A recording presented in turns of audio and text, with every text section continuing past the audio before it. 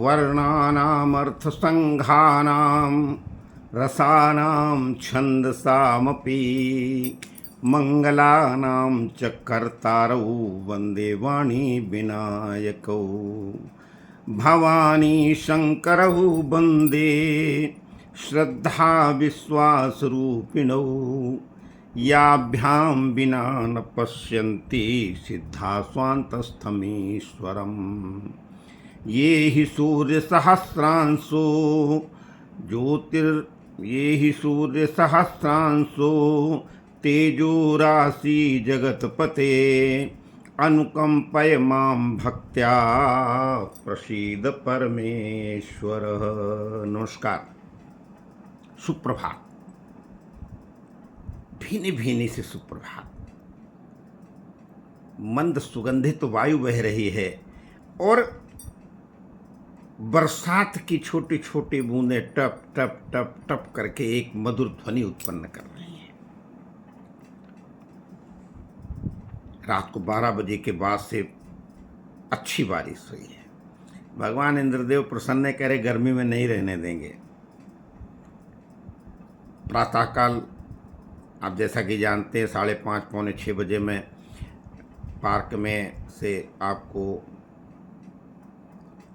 कुछ न कुछ संबोधित करता हूँ। आज भाई पानी बरस रहा है, तो जब पानी बरस रहा है तो कहीं जाने का कोई मतलब ही नहीं है। तो फिर क्या किया जाए? तो फिर स्नान, ध्यान, भजन, पूजन, परब्रह्म परमात्मा परमेश्वर का स्तमन, वंदन, अर्चन करने के बाद में मैं थोड़ा सा बात करते हैं आपके साथ बैठ करके, क्योंकि प्रातःकाल उठने का तो वही नियम है 4 बजे का। तो परब्रह्म परमात्मा का स्मरण और गोस्वामी तुलसीदास जी महाराज, राम ही सुमिरिय गाइय रामई संतत सुनिय राम गुण ग्रामई जासु पतित पावन बड़वाना गावहि कवि श्रुति संत पुराना ताहि भजिय मन तज कोटि लाई। अरे रामो भजे गति केहि नहीं पाई। और उदाहरण भी देते हैं, पाई न केहि गति पतित पावन राम भज सुनु सठ मना गणिका अजामिल व्याध गीध गजादि खल तारे घना आभीर जमन किरात खस स्वपचादि अति अघरूप जे कही नाम बारिक ते पिपावन हो ही राम नमामि ते। ये है सुप्रभात, प्रातःकाल उठना। और हम तो गुरुकुल में पढ़े हुए, शुरू से ही प्रातःकाल उठने का कार्यक्रम चलता रहता है। प्रातःकाल उठ करके गऊओं के लिए चारा लाना, भोजन बनाने के लिए लकड़ी लाना, ये बातें सन 1965, 66, 67, 68, 69, 70, 71, 72 कानपुर गुरुकुल में, मैनपुरी गुरुकुल में, वृंदावन गुरुकुल में ये सब क्रम चला। फिर दिल्ली। तो प्रातःकाल उठना आवश्यक है, क्योंकि ऊर्जा प्रातःकाल की, पेड़ों के बीच में घूमना, प्रकृति के बीच में रहना बहुत आवश्यक है।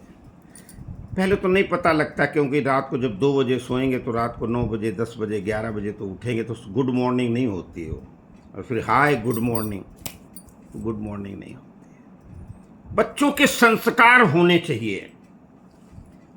आप अगर अभी से स्वयं अगर 1 बजे सोएंगे तो बच्चा भी 1 बजे सोएगा। उसे अगर स्कूल जाना है तो उसको 10 बजे सुलाना पड़ेगा, और उसके साथ आपको भी सोना पड़ेगा, क्योंकि बच्चा जो देखता है वही आगे भविष्य में करता है। यही तो संस्कार हैं। अब हम लोग उस जमाने में 1965, उस जमाने में हमारे माता पिता प्रातःकाल उठ के खेतों में चले जाते थे, और हम लोग उठ करके स्नान ध्यान करके पास में ही गांव में ही मंदिर था, उसमें बैठ के पूजन अर्चन करते थे। नमामि स्मीशान निर्वाण रूपम विभुम व्यापकम ब्रह्म वेद स्वरूपम निजम निर्गुणम निर्विकल्पम निरीहम चिदाकाशमाकाश वासम भजे हम। भगवान शिव का आराधना। नागेंद्र हाराय त्रिलोचनाय भस्मांगरागाय महेश्वराय नित्याय शुद्धाय दिगंबराय तस्मै नकाराय नमः शिवाय। भैया सन 65 64 65 66 67 68 यहाँ पर ज़्यादातर शिवलिंग मिलते थे। बहुत बड़े राम दरबार, बहुत बड़े कृष्ण दरबार, बहुत बड़े देवी की मूर्तियाँ नहीं होती थी।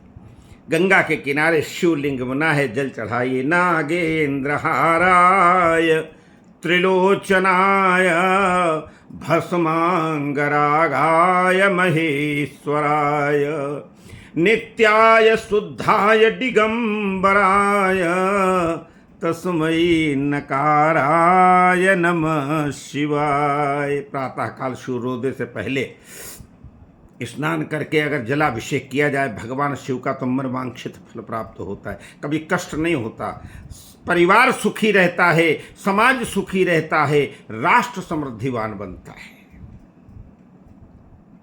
हम लोग तो उस जमाने के लोग हैं।